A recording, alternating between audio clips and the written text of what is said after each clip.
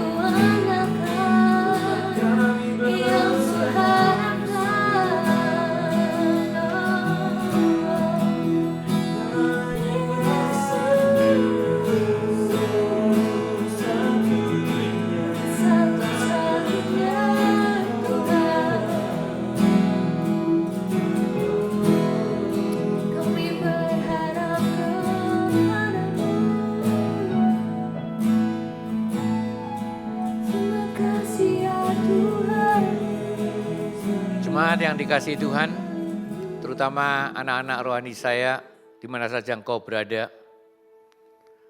Pada saat-saat ini kita mengetahui berbagai masalah yang ada di dunia ini, sehingga menimbulkan kekhawatiran, kecemasan, bahkan ketakutan. Dan di kesempatan ini saya ingin memberikan keyakinan kepada engkau yang dikasihi oleh Tuhan, bahwa Tuhan adalah Tuhan yang peduli akan kehidupanmu. Tuhan yang senantiasa memperhatikan, yang sedemikian aktifnya memperhatikan akan kehidupan kita ini. Dan pada saat ini saya ingin menyampaikan firman Tuhan dengan judul bahwa Tuhan itu adalah Tuhan yang peduli.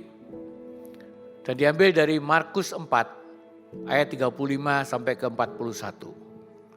Saya akan membacakan Markus 4 ayat yang ke-35 sampai ke 41.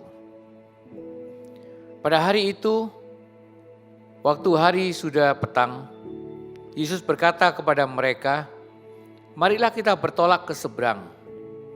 Mereka meninggalkan orang banyak itu lalu bertolak dan membawa Yesus beserta dengan mereka dalam perahu, di mana Yesus telah duduk dalam perahu lain serta menyertai dia. Lalu mengamuklah taufan yang sangat dahsyat dan ombak menyembur masuk ke dalam perahu, sehingga perahu itu mulai penuh dengan air. Pada waktu itu, Yesus sedang tidur di buritan di sebuah tilam. Maka murid-muridnya membangunkan dia dan berkata kepadanya, "Guru, engkau tidak peduli kalau kita binasa?" Ia pun bangun, menghardik angin itu dan berkata kepada danau itu, "Diam, tenanglah." Lalu angin itu reda dan danau itu menjadi teduh sekali. Lalu ia berkata kepada mereka, "Mengapa kamu begitu takut? Mengapa kamu tidak percaya?" Mereka menjadi sangat takut dan berkata seorang kepada yang lain, "Siapakah gerangan orang ini sehingga angin dan danau pun taat kepadanya?" Mari kita diam sejenak, kita akan berdoa. Bapa, Engkau yang hadir di tengah-tengah kami, bila Engkau yang akan memberikan pengertian dalam kehidupan ini, bila kami dengan kuasa Roh Kudus akan mengerti akan apa yang akan Tuhan nyatakan dalam kehidupan. Kami siap mendengarkan firman-Mu ya Bapa. Di dalam nama yang maha besar, nama Tuhan kami Yesus Kristus, kami panjatkan doa ini. Jemaat yang dikasihi Tuhan, hari ini kita akan berbicara tentang Tuhan Yesus yang peduli. Dan apa yang dinyatakan dalam kitab Markus, maka dikatakan bahwa Yesus berkata kepada mereka pada suatu saat, dia berkata, "Marilah kita bertolak ke seberang." Itu ada di ayat yang ke-35. Dan kemudian mereka pergi ke seberang, mereka ke daerah yang lain, daerah Gerasin. Apa yang terjadi kemudian, saudara? Sesampai mereka ada di tempat yang baru itu, dikatakan dalam ayat yang pertama dari pasal yang kelima, dikatakan di daerah orang Gerasa, baru saja Yesus turun dari perahu, datanglah seorang yang kerasukan setan.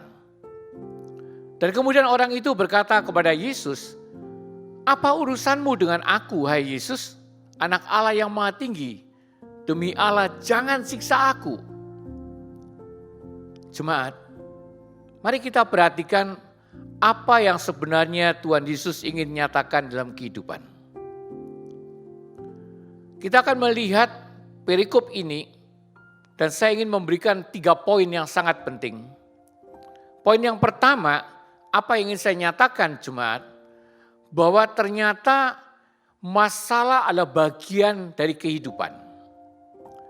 Seperti engkau ketahui dalam ayat yang ke-37 berkata, "Maka mengamuklah taufan yang sangat dahsyat dan ombak menyembur masuk ke dalam perahu, sehingga perahu itu mulai penuh dengan air." Tegasnya saudara, ada sesuatu yang terjadi dan Injil Lukas mencatat, dikatakan sekonyong-konyong mereka berada dalam bahaya. Nah, inilah yang perlu kita ketahui bahwa ternyata di dalam kehidupan ini ada masalah. Mungkin kita akan bertanya, masalah itu berasal dari mana? Kalau dapat saya nyatakan, masalah itu bisa ditimbulkan oleh diri kita sendiri, masalah juga bisa ditimbulkan oleh orang lain, tetapi perlu juga diketahui bahwa ada masalah yang disebabkan oleh kuasa-kuasa yang ada di dunia ini. Dan tentunya juga akan ada masalah yang kita tidak mengetahui dari mana asalnya. Mungkin Tuhan juga mengizinkan masalah itu ada di dalam kehidupan kita. Jemaat, apa yang terjadi? Kita perlu mengetahui bahwa kapan sebenarnya masalah terjadi menurut perikop ini. Dan kita mengetahui dalam perikop ini pada waktu itu Tuhan Yesus ada di buritan dan Tuhan Yesus sedang tidur. Apakah benar? Sedangkan kita mengetahui bahwa penulis Amsal memberikan pernyataan yang jelas sekali bahwa penjagamu tidak akan terlelap, sesungguhnya tidak tertidur. Tegasnya saudara, jemaat yang dikasih Tuhan, bahwa Tuhan itu tidak pernah tidur. Tuhan itu senantiasa bekerja. Dia bekerja terus menerus 24 jam dalam satu hari, tidak ada waktu untuk beristirahatnya. Tetapi di dalam perikop ini nampaknya seperti Tuhan itu tidak bekerja pada waktu itu. Makanya dinyatakan di dalam perikop ini bahwa Tuhan Yesus ada di buritan dan sedang tidur. Dan jemaat yang kita perlu teliti dan yang ternyata yang terjadi pada waktu itu, bahwa masalah terjadi pada waktu hal-hal yang seperti itu yang terjadi. Pada waktu Tuhan tidak bekerja. Setan menggunakan waktu dengan tepatnya dan mengetahui kapan untuk melakukan di dalam serangan kepada kita ini. Rasul Petrus, dia berkata dengan jelas, lawanmu itu si iblis. Dan dikatakan bahwa si iblis itu berjalan keliling seperti singa yang mengaum-ngaum dan mencari orang yang dapat ditelannya. Dan kemudian Rasul Petrus juga berkata, lawanlah dia. Jangan kita izinkan iblis yang mengaum-ngaum, yang siap menerkam mangsanya itu dibiarkan saja tanpa kita lawan. Kita perlu melawannya. Kita perlu melawan kuasa-kuasa itu. Kuasa-kuasa yang ada di dunia ini. Saya diingatkan bahwa Rasul Paulus, dia memberikan suatu pernyataan. Dia mengatakan, baiklah kita hidup dipimpin oleh Roh. Dan biarlah Roh Kudus senantiasa memimpin kehidupan kita ini. Jangan izinkan Roh Kudus tidak memimpin. Tetapi serahkan kehidupanmu supaya sepenuhnya Roh Tuhan Yesus Kristus yang ada dalam hatimu ini yang akan memimpin kita. Maka dari sebab itu ada dua hal yang perlu kau perhatikan. Jangan sekali-kali kau padamkan roh. Itu dikatakan oleh Rasul Paulus kepada jemaat di Tesalonika. Lalu yang kedua, jangan kamu mendukakan roh Allah. Dan ini yang harus kita hindarkan, saudara. Lawan kuasa-kuasa yang ada di dunia ini yang menimbulkan masalah di dalam kehidupan kita. Poin kedua apa yang ingin saya nyatakan, mintalah pertolongan Tuhan. Dan ini adalah suatu hal yang dinyatakan di dalam ayat yang ke-38, saudara. Maka murid-muridnya membangunkan dia. Dan mereka kemudian berkata, Guru, engkau tidak peduli kalau kita binasa. Murid-muridnya mulai menuduh Tuhan. Mengatakan Tuhan tidak peduli. Tetapi apakah benar itu terjadi? Ternyata jemaat yang dikasihi Tuhan. Tuhan adalah Tuhan yang peduli. Dan kemudian apa dinyatakan di dalam perikop ini, saudara? Dikatakan bahwa ia pun bangun, Tuhan Yesus segera bangun, menghardik angin itu dan berkata, diam, tenanglah. Dan disitulah kemudian juga dinyatakan, lalu angin itu reda dan danau itu menjadi teduh. Mujizat terjadi, masalah terselesaikan. Dan jemaat, hal yang ingin saya sampaikan, bahwa ada pernyataan yang dinyatakan oleh Tuhan. Bila ia berseru kepadaku, bila kita berseru kepada Tuhan, maka dinyatakan aku akan menjawab. Tuhan akan menjawab. Bahkan kemudian disertai pernyataan, aku akan menyertai dia dalam kesesakan, aku akan meluputkannya. Tegasnya saudara, ini yang perlu kita perhatikan, bahwa ini yang terjadi dan nyata terjadi dalam kehidupan, bahwa jika kita berseru kepada Tuhan, jangan kita berpikir bahwa Tuhan tidak mendengar, jangan berpikir karena Tuhan hanya diam saja, tidak. Tapi ternyata dinyatakan bahwa aku akan menjawab. Tegasnya harus ada komunikasi antara kita dengan Tuhan. Harus ada komunikasi antara roh kita dan roh Tuhan. Roh kita yang ada dalam hati dan roh Tuhan yang juga ada dalam hati. Dibutuhkan komunikasi yang baik. Supaya apa? Supaya kedua belah pihak yaitu kita dan Tuhan dapat saling berbicara dan dimengerti. Jemaat, Tuhan itu adalah Tuhan yang senantiasa ingin berbicara dalam kehidupan. Mungkin kita akan bertanya bagaimana caranya Tuhan berbicara. Tuhan bisa berbicara secara langsung, Tuhan juga dapat bicara lewat suara hati kita, Tuhan juga dapat berbicara lewat Alkitab, lewat firman Tuhan, bahkan bisa melewat profesi dan tanda-tanda. Dan ini yang sering kita abaikan, ini yang sering kita tidak bisa mendengar dan melakukannya. Sedangkan kita mengetahui saudara, bahwa apa yang terjadi setelah komunikasi itu terjadi, Tuhan itu akan meluputkannya dari segala bahaya yang kita hadapi. Bagaimana caranya? Tentunya Tuhan akan berbicara kepada kita lewat pengajaran, lewat pimpinan bimbingannya. Bahkan juga tentang Tuhan juga berbicara memberikan hikmat dalam kehidupan kita, supaya kita berhikmat, supaya kita dapat mengambil segala keputusan dengan benar dan tepat. Dan jemaat yang dikasihi Tuhan, di saat-saat yang masa sulit seperti inilah, betapa pentingnya kita memiliki hikmat yang berasal dari Tuhan itu. Karena apa jemaat? Karena hikmat dari Tuhan inilah yang akan menentukan arah langkah hidup kita, sehingga dikatakan di dalam firman Tuhan, Ia akan memberikan kepadamu jalan keluar sehingga kita dapat menempuh jalan keluar itu. Saudara yang dikasihi Tuhan, jemaat yang dikasihi Tuhan, kita akan masuk pada poin yang berikutnya, yaitu poin yang ketiga. Di mana poin yang ketiga yang ingin saya nyatakan sesuai dengan perikop yang kita baca ini, yaitu adalah miliki iman kepercayaan. Maka dikatakan dalam ayat yang ke-40, mengapa kamu begitu takut? Mengapa kamu tidak percaya? Itulah pertanyaan yang Tuhan nyatakan dalam kehidupan. Milikin iman kepercayaanmu. Mengapa engkau begitu takut? Mengapa kamu tidak percaya? Apakah kita tidak mempunyai iman? Ataukah iman kita hanya sekedar iman? Iman yang tidak mempunyai fungsi atau peran sehingga kita mempercayai akan Tuhan Yesus adalah Tuhan. Penulis Ibrani mengingatkan kepada kita, tanpa iman tidak mungkin orang berkenan kepada Allah.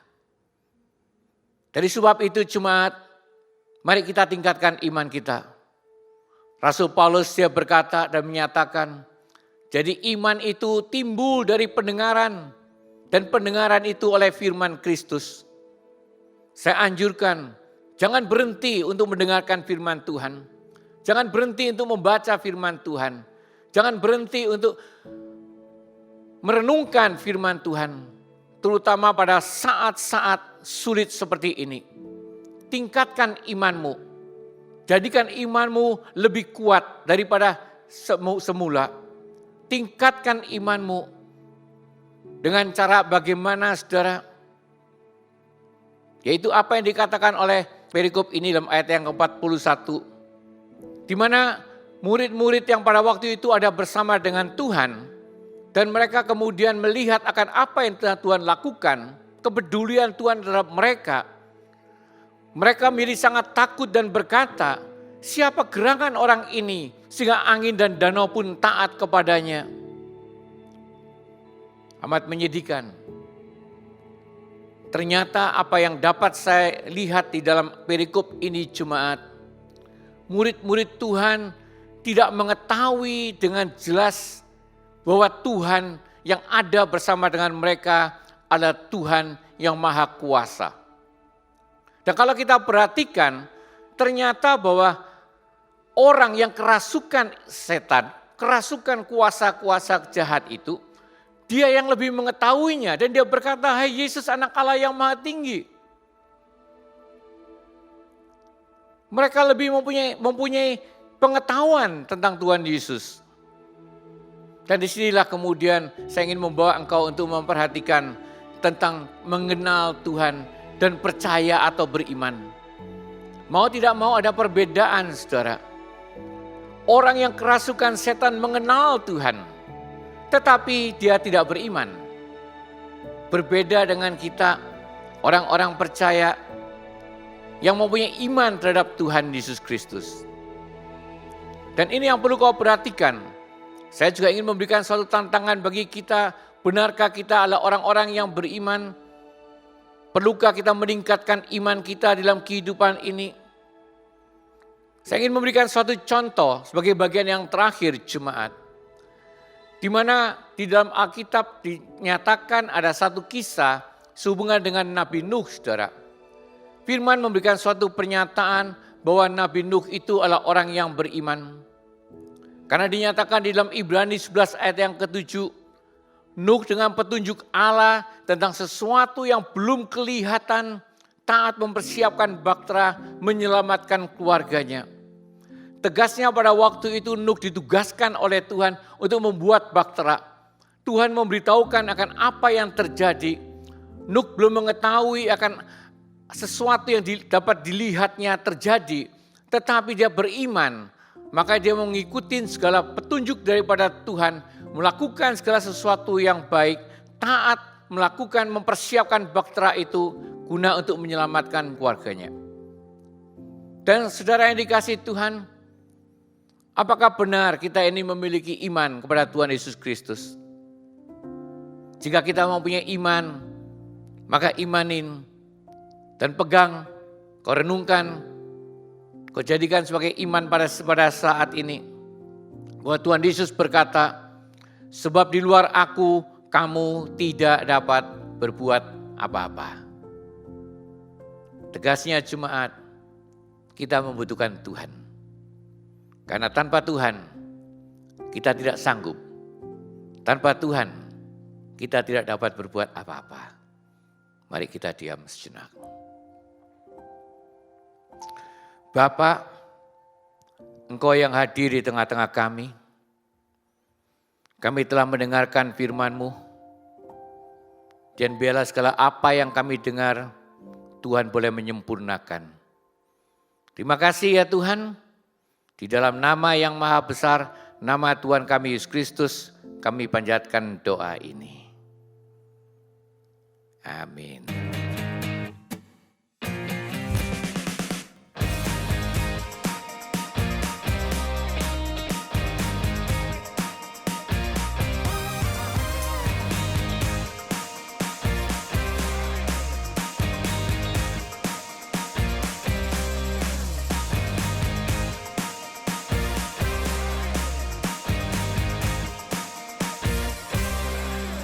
Jemaat yang dikasihi Tuhan, mari kita lanjutkan di dalam doa syafaat kita.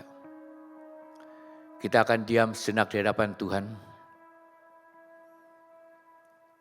Satukan hati, Bapa, Engkau yang hadir di tengah-tengah kami. Engkau yang mengetahui berbagai masalah dan berbagai penyakit yang ada. Dan biarlah kami akan menyerahkan segala masalah dan penyakit kami ke dalam tangan-Mu. Tangan yang maha besar, tangan yang maha kuasa. Dan khusus pada saat ini juga Tuhan, kami ingin berdoa, menyatukan hati di dalam doa kami. Untuk penyakit yang disebabkan oleh coronavirus Bapa. Biarlah kami mewakili bangsa-bangsa yang ada di dunia ini. Untuk memohon pengampunan-Mu ya Bapa. Bila Engkau boleh berbelas kasihan, bila Engkau juga boleh menolong kami di dalam menanggulangi wabah penyakit yang sedang melanda di dunia ini. Tuhan, kami juga ingin menyatukan hati. Kami ingin berdoa untuk keluarga-keluarga kami. Kami ingin berdoa untuk orang tua kami, papa mama kami. Bahkan kami juga ingin berdoa untuk teman-teman dekat kami, saudara-saudara kami. Agar mereka juga diberikan kekuatan, diberikan kesehatan dari Tuhan. Diberikan penghiburan yang berasal dari Tuhan juga. Sehingga segala rasa cemas, rasa khawatir, itu dapat ditanggulangi dengan iman kepada Tuhan Yesus Kristus. Kami juga yang berdoa untuk Indonesia, kami juga yang berdoa untuk Australia.